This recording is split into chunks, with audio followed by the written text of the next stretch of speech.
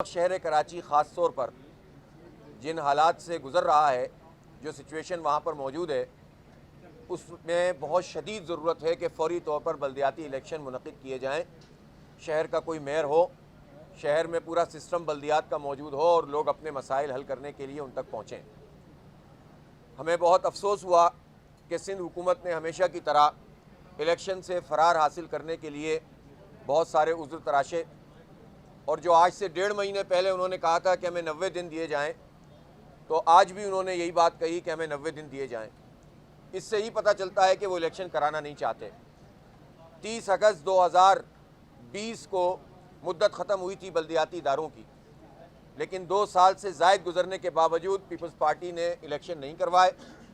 और मुझे हैरत है कि MQM वो भी इलेक्शन से भाग रही है। उसने वाज़े तौर पर कहा है कि इलेक्शन नहीं होने चाहिए, और ये कह रहे हैं कि डिलिमिटेशन हो, मरदमशुमारी हो, और इसके अलावा उन्होंने वोटर लिस्टों की बात की है। मरदमशुमारी तो ख़ुद PTI और MQM की हुकूमत ने नोटिफाई की है। कराची की आधी आबादी खा गए, नोटिफाई किया उसको। नून लीग ने करवाई थी मरदमशुमारी, और PTI और MQM ने नोटिफाई की, और फिर कहते हैं कि मरदमशुमारी ठीक होनी चाहिए। हल्का बंदियों पर इनको बेतहाशा मौका मिला, हमारी भी रिजर्वेशन है, लेकिन इसके बावजूद उन्होंने इस काम को नहीं करवाया। इसी तरह से तमाम वो चीज़ें जिनका ताल्लुक़ इलेक्शन की शफाफियत से, वो ठीक होनी चाहिए, लेकिन बहाना बनाकर इलेक्शन डिले नहीं हो सकता। आज हमने भरपूर तरीके से अपना मुकदमा रखा है। जितनी आइन की शिकें हैं वो भी सामने आई हैं। जो इलेक्शन एक्ट है 2017 का, उसके मुताबिक भी हमने बात की है कि इसमें अब ये इलेक्शन कमीशन का काम है कि वो इलेक्शन करवाए और अपना इख्तियार इस्तेमाल करे। हमें ये तादाद सिंध हाई कोर्ट में पेश की गई थी, हमने उसको भी चैलेंज किया है, और ख़ुद जो सिंध पुलिस ने तादाद दी है उसके मुताबिक भी हमने बताया है कि जो आज उन्होंने बयान दिया कि 17,000 पुलिस एहलकारों की डेफिशिएंसी है, उनकी अपनी रिपोर्ट के मुताबिक ऐसा नहीं है। रेंजर्स ने कल हाई कोर्ट में कहा है कि हम इलेक्शन कराने के लिए तैयार हैं। इसी तरह से इलेक्शन कमीशन ऑफ पाकिस्तान की ये जिम्मेदारी है, उसका इख्तियार है आइन की आर्टिकल 220 के तहत कि वो फ़ौज को भी तलब कर सकते हैं, वो FC को भी तलब कर सकते हैं, वो पंजाब पुलिस को भी तलब कर सकते हैं, वो रेंजर्स को भी तलब कर सकते हैं, और किसी भी महकमे को इलेक्शन कराने के लिए तलब कर सकते हैं। और हमने आज इलेक्शन कमीशन के सामने कराची के अवाम की तरफ से ये बात रखी कि आप अगर अपना इख्तियार इस्तेमाल नहीं करेंगे तो इसका मतलब ये है कि अवाम के ख़िलाफ़ आपका और जमहूरियत के ख़िलाफ़ ये काम होगा। लिहाजा अगर ये, मैंने आगाज़ वहीं से किया था कि अगर ये सारी पार्टियां मिलकर भी इलेक्शन से भागना चाहती हैं तो जमात इस्लामी इलेक्शन करवाना चाहती है।